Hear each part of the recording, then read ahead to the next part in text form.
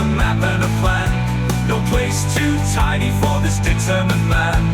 Crossing the counties one by one, he'll see in every English corner a bit of history.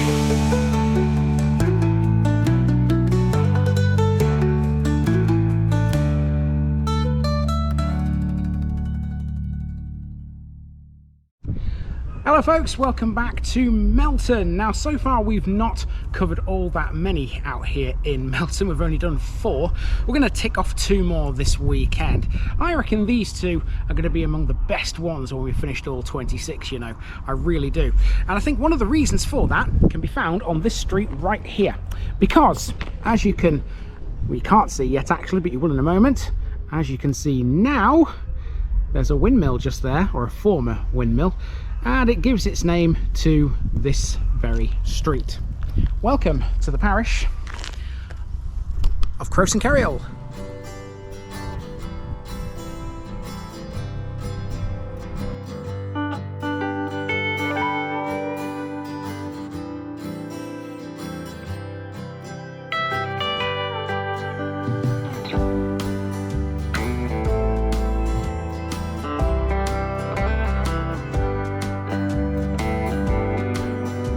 Croxton Kerrial, Crook Farm and a nook of land owned by Bertram Mr. Kerrial. This weekend we return to Melton to tick off 2 more in the Leicestershire district. These 2 are just over the border from South Kesteven in Lincolnshire. First up we have Croxton Kerrial, and yes, that is how you pronounce it. This isn't Croxton if you come from around here. We're just under 7 miles away from Grantham and just under 8 miles away from Melton Mowbray here. The parish includes the village of Branston away to the west. In medieval times, Croxton Abbey, which was a pre-Monstratensian house, lay within the locality. In 1242, the manor was granted by King Henry III to Bertram de Kerrial, or Creole, Lord Warden of the Cinque Ports. His seat was at Austenhanger in Stanford, Kent. It's from him that the name Kerrial has developed over time. In later times, the Duke of Rutland owned the manor instead. From very early times, Croxton Kerrial once formed an ancient parish within the hundred of Framland. From 1894, it then formed part of the old Belvoir rural district until it was amalgamated in 1935 into Melton. A year later, in 1936, Branston was abolished and merged with Croxton Kerrial, and the boundaries have remained the same ever since. Between the 2 villages we have some rather mundane bits to cover. Branston has a church, a pub and a village hall, whilst Croxton itself features the same, except it can also boast a playing field, a shop and a surgery too. Making it unusual though is what can be spotted on the A607 between the villages. It's a water spout, quite unlike anything we've ever seen before. Let's see if we can spot it and figure out if it still works. We begin on Mill Lane in the southeastern corner of Croxton Kerrial, close to the A607. Mill Lane is easily the newest part of the village, as you can likely tell. Given the street name, the first question that comes to mind is, was there a windmill here? Yes, indeed there was. Croxton had 2 of them actually. One of them was a post mill, sited in Croxton Park to the southwest. The other was a smock mill, and that's the one that stands here. It was built in 1806 and formed part of the Belvoir estate. Its sails were removed in 1916 and the rest of the structure was taken down a few years later. Some reckon the sails were used for an Armistice Day bonfire in 1918. An engine later powered the mill anyway, which became a bakery, and that continued operating into the 1970s. Today known as Shire's Mill, this is said to be the only known smock mill in Leicestershire and Rutland. That makes this one a real rare find.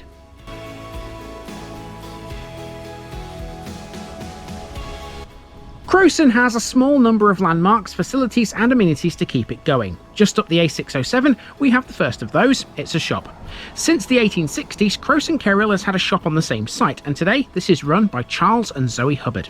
After being empty for 2 years, the Hubbards turned it into something of a community hub, offering local produce like Brocklesby's pies, barlows of beaver preserves and various cakes. The renovated shop also stocks everyday essentials and even provides takeaway hot drinks, perfect for travellers along the A607 or for the locals who enjoy the outdoor picnic benches close by.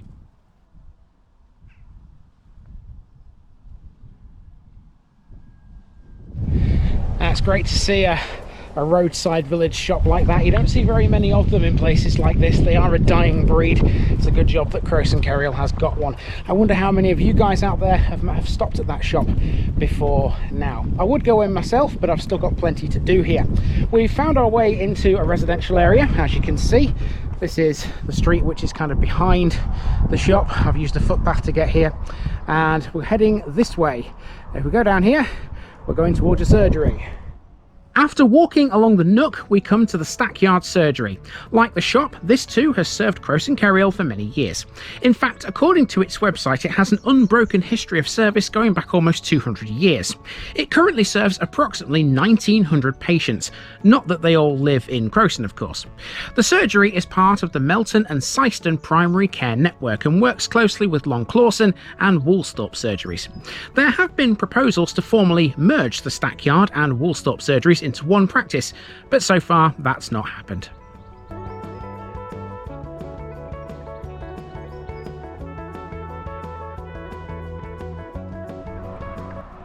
Next up we have a pub, but you won't find anyone serving you a drink in this one at present. It's closed down and looking a bit forlorn. The locals know this by two names. Officially, this is the Geese and Fountain, but it used to be called the Peacock Inn.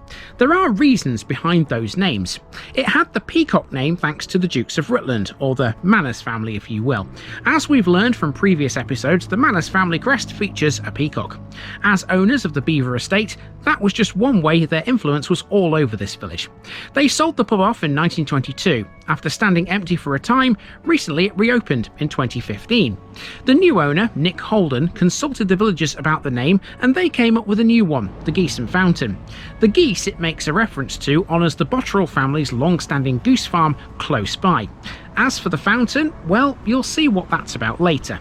There used to be another inn in Croxton. 18th century date-wise, it was called the Three Queens, and it catered to drovers and travellers.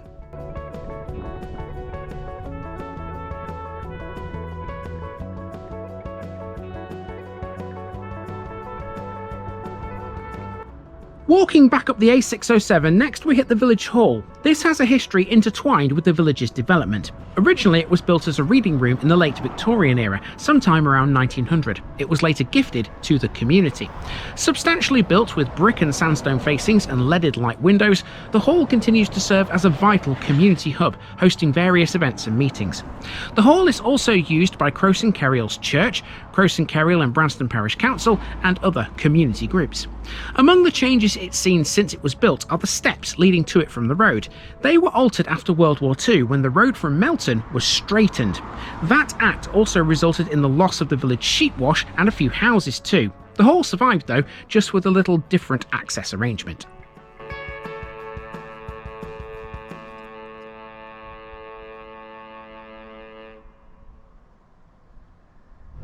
Just in front of the village hall, on the roadside, we're familiar with one of these things, aren't we? It's a milestone. This one says to Grantham, 7 miles, to Melton Mowbray, 9 miles. At the top it says Parish of Croxton Kerrial. Judging by those distances, it's virtually midway between the two towns, isn't it? Let's continue. Let's go find the school next. So to the Church of England Primary School around the back of the village hall on School Lane. Originally a public elementary school, it was erected in 1844 and enlarged in 1878. The average attendance in 1912 was 71 students. Still occupying the original building, the school converted to academy status in 2013. An Ofsted report published in 2015 graded the school as good. It had a roll of 73 at that time, so it hasn't really grown all that much in the last century, now has it?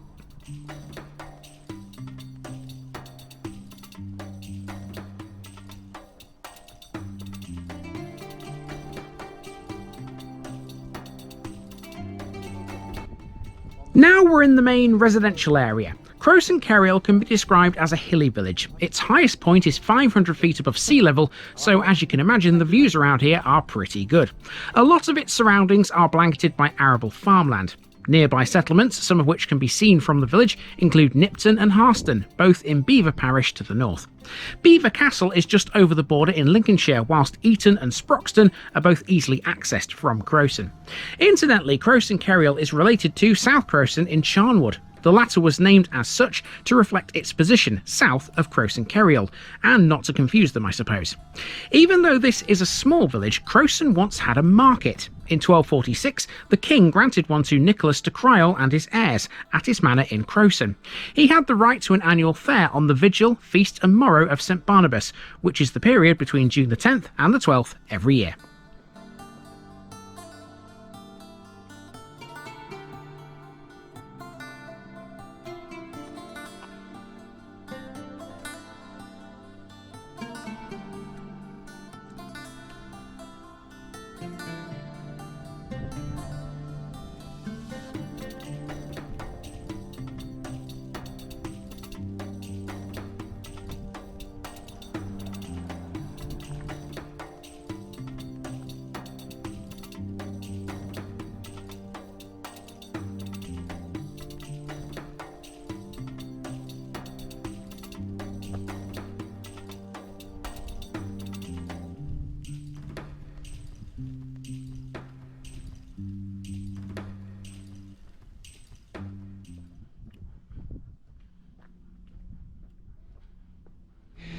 Yeah, there are some hills out here, definitely. I've just climbed a steepish hill to get to this point here.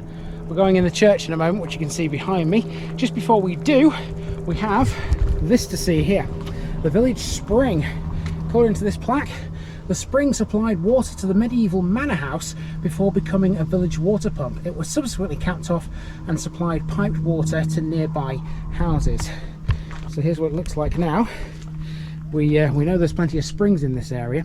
So where is the manor house then? Well, apparently it's somewhere over there. We'll get a look at it in a moment. First though, the church.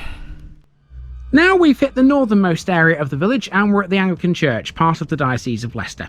This is dedicated to St Botolph and St John the Baptist. The oldest part of the present church structure are some arches under the tower, which date back to the latter years of the 12th century. The tower contains 6 bells. 3 are fairly modern and are by Taylor of Loughborough. 2 are recastings of earlier bells, and 1 is a modern addition. The church that we see today dates mainly from the 15th century, and it's made from ironstone.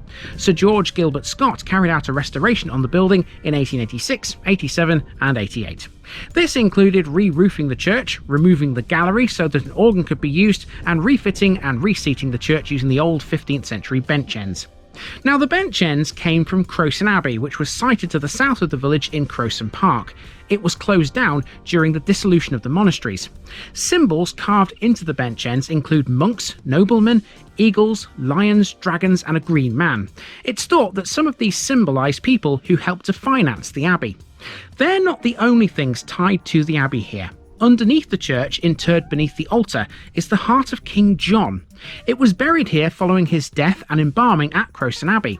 It's said that his bowels are also buried in Croxton, but they are on Windmill Hill in Croxton Park. The rest of his body was taken south to Worcester Cathedral and buried in front of the altar of St Wulfstan. Here's a bit more about the abbey. It was a pre-Monstratensian monastery founded by William I, Count of Boulogne and Mortain. He donated land for the abbey, which must have happened before the Count's death in 1159, although canons were not resident here until 1162.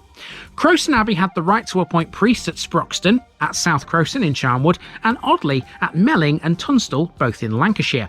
For a short time, the abbey controlled several daughter houses. These included Blanchland Priory in Northumberland and Cockerson Priory and Hornby Priory in Lancashire.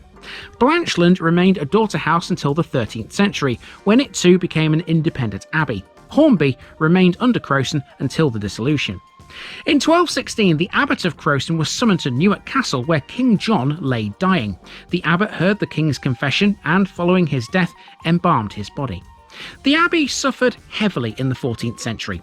In June 1326, the abbey church, cloisters and some other buildings were burnt down, killing 1 canon. This, coupled with the devastation of the abbey's possessions in the north of England by Scottish raiders, led to the house being a staggering £2,000 in debt by 1348. Further misfortune was brought by the Black Death, which killed all of the abbey's senior canons, except for the abbot and the prior. The abbey was dissolved in 1538 with the abbot and 18 canons in residence. Today, a private house sits on the site of it all. It's called New Park House and contains elements of the old monastic building, probably part of the former guest house once used for wealthy visitors to the abbey. Okay, so as I was walking up to the church, I had a chance meeting with one of the residents here in CROXTON KERRIAL, and he told me that here in the church there's a glass case that's got the finds from a medieval excavation of the manor house, which we'll see in a moment. And I found the case. Here it is. Here is the case. So let's have a little read of this board before we have a look at what's in it. The CROXTON KERRIAL Heritage Trust. All the artefacts in this display were found either on the medieval manor house site or elsewhere in the village. They represent over 4,000 years of our history. So let's see what we've got. I'll take my sunglasses off so I can actually see what's in here. So we've got in this corner an Anglo-Saxon eyebrow tweezer, 8th century, from the medieval manor house site. A medieval dragon inscribed belt end, again from the manor house. Anglo-Saxon silver porcupine skeet coin, 700 AD, manor house site. What have we got down here? Bronze cloak pins, bronze Roman denarius coin, 3rd century AD, again both of those from the manor house. Here we have medieval greenware jug, a 15th century bronze brooch, fragments of a Roman glass bottle, gilded knife scabbard chap. Oh, Neolithic polished flint hand axe, found to the east of the manor house, that one. Iron Age Romano-British pottery, lead musket balls, medieval whetstone, medieval earthenware pot. Wow. And to the side, we've got a few things on the floor here. I assume these couldn't go in the case for whatever reason. This one here is an 11th or 12th century grave slab with an incised splay-armed cross, likely to mark the last resting place of one of those living in the adjacent medieval manor house. And then here we've got a discoid grave marker from the churchyard, probably 11th or 12th century, likely to mark the last resting place of one of those living in the adjacent medieval manor house. So we've seen all this stuff that's come from the medieval manor house. What about actually looking at the medieval manor house? Shall we do that? I think we should. To do that, we need to head on out of the church, and it's over there, close to where the village spring is. Okay, so here we have the site of the manor house then. There's a board that tells you about it before we go in through the gate, and there's loads of other information boards around it. I'm not going to visit each one of those because I'd be here all day reading them, so let's just read this board here. So, the medieval manor house site. These are the remains of the manor house belonging to the de Keerrial family, lords of the manor of Croxton, after whom the village is named. First documented in 1176, it passed from the de Keerrial family into the hands of Croxton Abbey in the 14th century, and by 1547 it was in ruins, and finds from the excavation are on display in the church. We already know that, of course, because we have seen them. So let's wander on in and have a look at the site. Oh, let's get this gate open. Not the easiest of tasks. So, there we go. Quite an extensive site, as you can tell. Stretches for quite a way across there. It seems like it went all the way to the road, which I walked up a few minutes ago, the big steep hill I walked up. So let's follow the path down.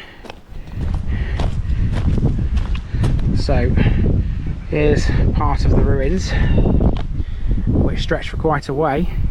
Now there are boards here that say don't stand on certain things, so I'm only going to go as far as here.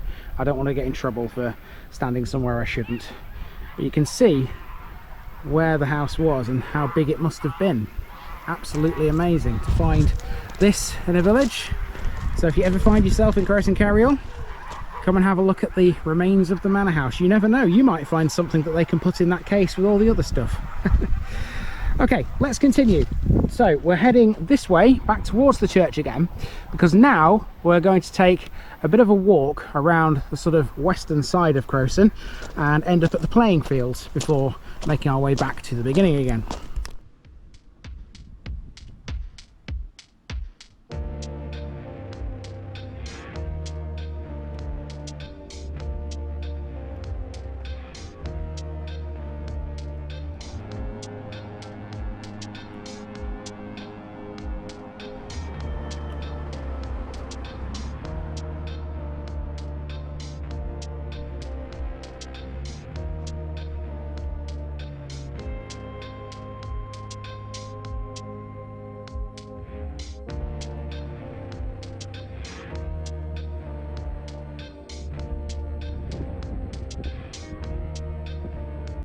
Sport now.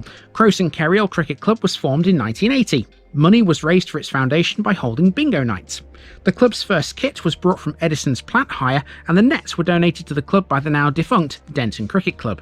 Croxton's first game was played on the 4th of May 1980 at Keyhouse, whilst the first home match was against Woolsthorpe on the 16th.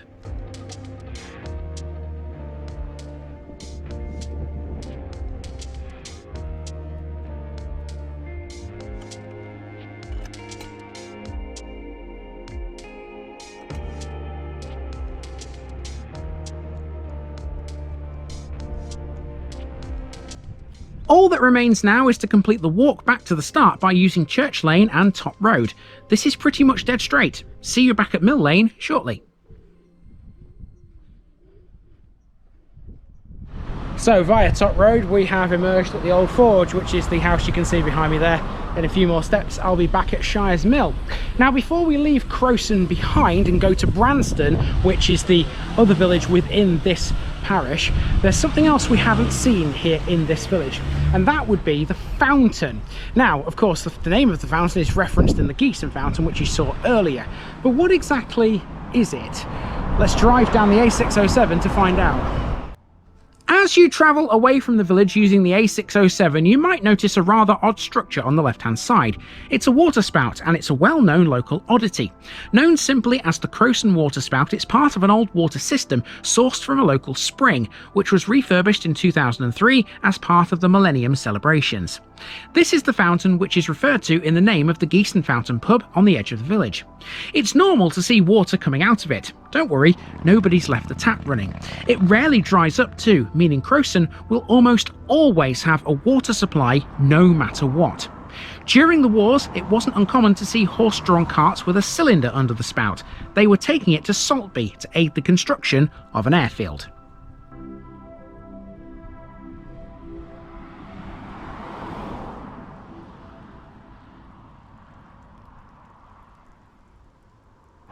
And yes, it is dripping today. It's definitely not dried up. I'll just put my hand underneath it. There we go. Spring water. It's probably not clean enough to drink these days, but yeah, it's still running and my hand is all wet now. Brilliant. What a fantastic feature. You don't see this everywhere, do you? It's brilliant. Okay, so let's hop back into the car and let's head to Branston next. Southwest of the village is the disused Croxton Park Racecourse. The last race meeting held there was on the 2nd of April 1914. Its site is mostly over the border into Waltham. Croxton Park, for most people, generally marked the end of the hunt season, even though steeplechases were never on the cards at the track.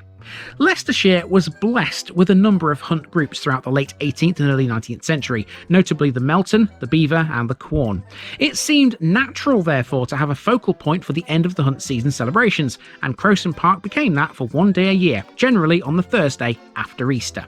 The first meeting at the track was held officially in 1821, but some reckon there was at least one other before that, in 1819. Meetings continued annually, but the first time results were included in Bailey's racing register was in 1824, when the Bilston Coplow Stakes was won by Lord Kennedy's Harlequin.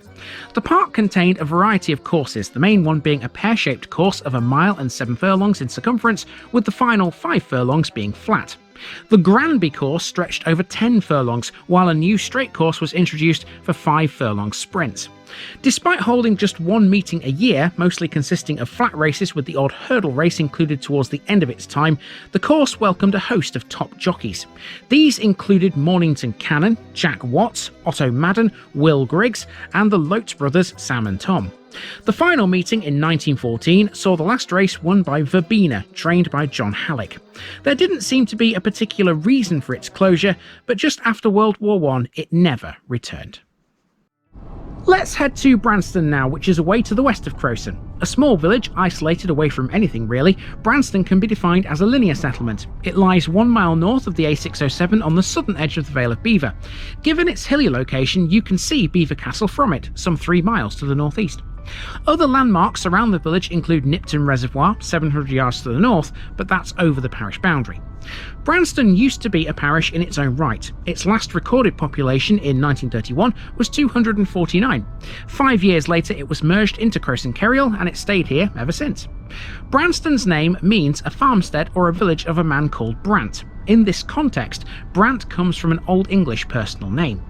In keeping with many of the villages around the Leicestershire-Lincolnshire border, Branston was no stranger to iron ore quarrying. It was mined in 2 places near Branston.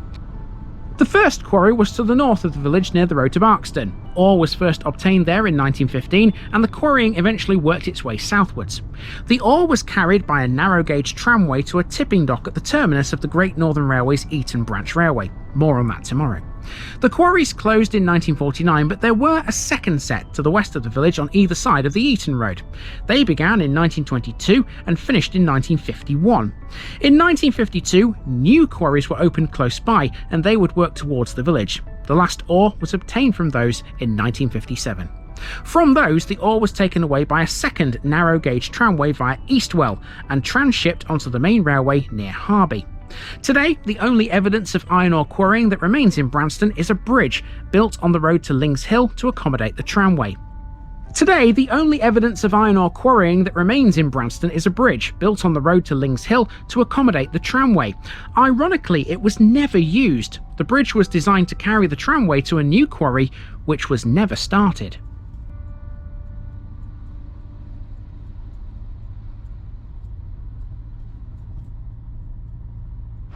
You know that Coldplay song, Yellow?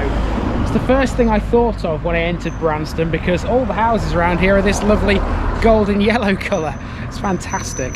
That's ironstone for you people. That's what ironstone houses look like. So we'll have a short walk through Branston. This won't take us very long. It's virtually dead straight, this road, and there's really only 3 landmarks to talk about. Branston village hasn't changed much in the last 100 years. The main street runs north to south and has developments on either side. These are interspersed with farmland giving views into the fields beyond. Up until the middle of the 19th century, the whole village was owned by the beaver estate. The local population either worked the land or they were employed by beaver until the iron ore quarries came along. That marked a shift in employment out here. Essentially, there are 3 landmarks here that are worthy of their own piece: the village hall, the pub and the church.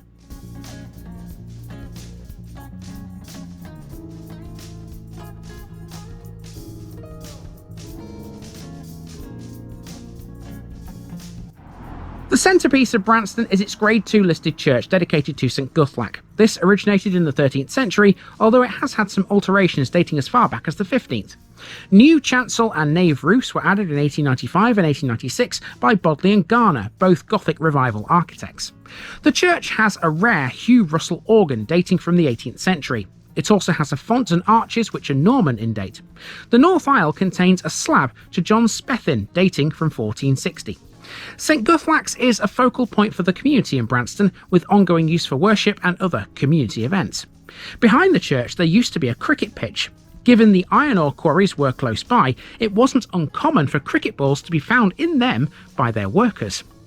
As well as the church, there are 5 other listed buildings in Branston. 3 of them are 18th century farmhouses, another is the early 19th century old rectory, and the other is the village hall. Dating from 1843, the village hall is an old school built to cater for 46 children. Victorian Tudor in style, this would eventually close and become the village hall.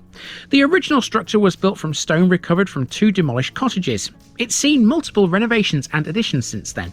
Unfortunately, it's now fallen out of use and there doesn't seem to be enough demand for it to reopen anytime soon. It used to have things like bingo nights and activities for children, but these are all long forgotten memories. The old school still stands though, at least it's not been knocked down.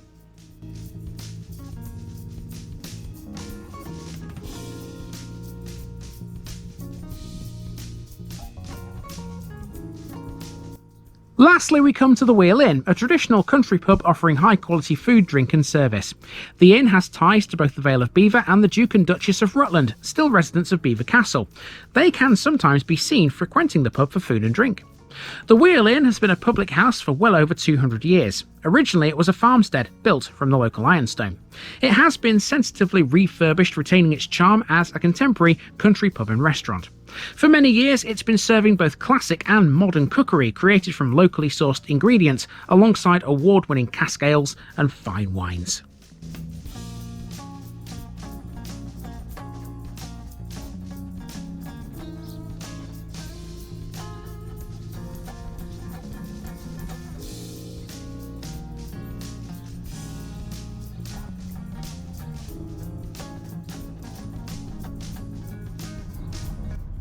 Alright, that will do us for CROXTON KERRIAL, and now it's time to dive deeper into the iron ore quarrying history.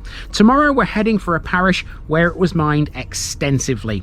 There are 3 villages to see in it, and the main one gave its name to the railway that transported the ore away from the area. See you there tomorrow.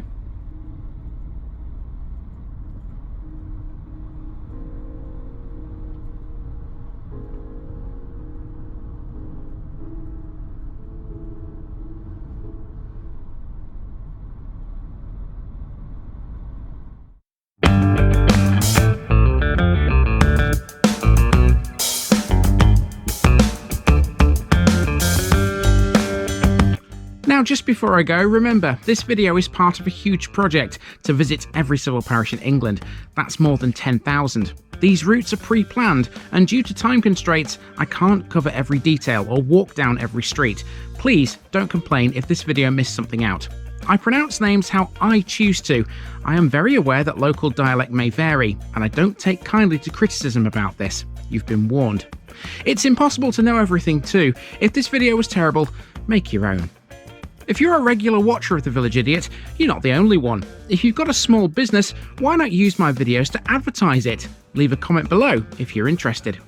And finally, thanks for watching this episode, everybody. Give us a like and a subscribe if you've enjoyed this episode, and share it with your friends and relatives. It all helps to keep this mission going. Until next time, I've been Andy, also known as The Village Idiot, and I'm out.